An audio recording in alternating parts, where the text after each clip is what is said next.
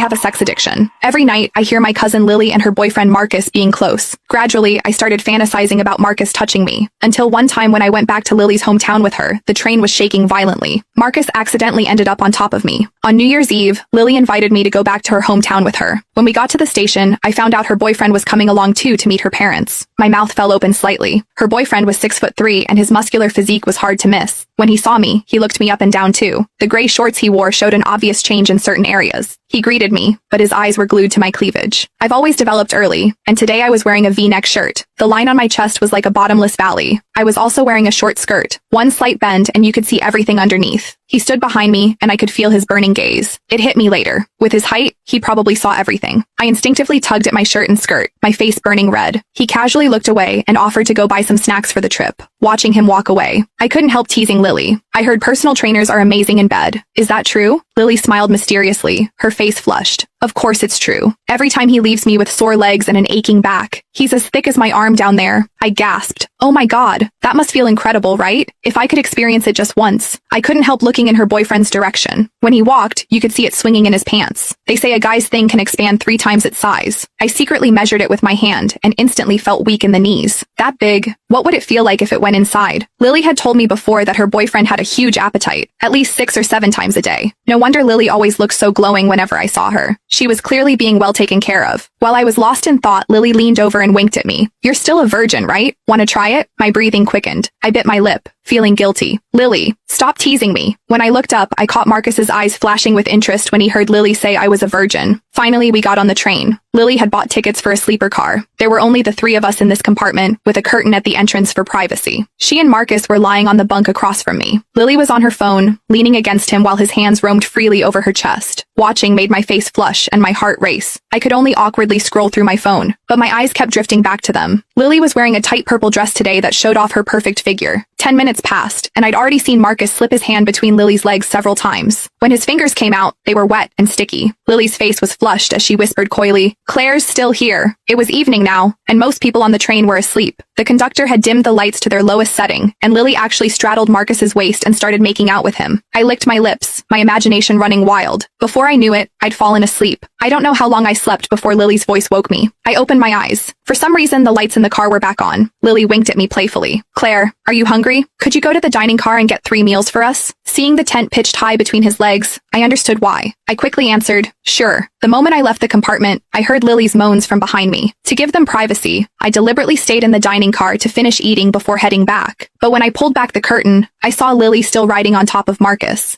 Click the link in my bio to get the full story for free.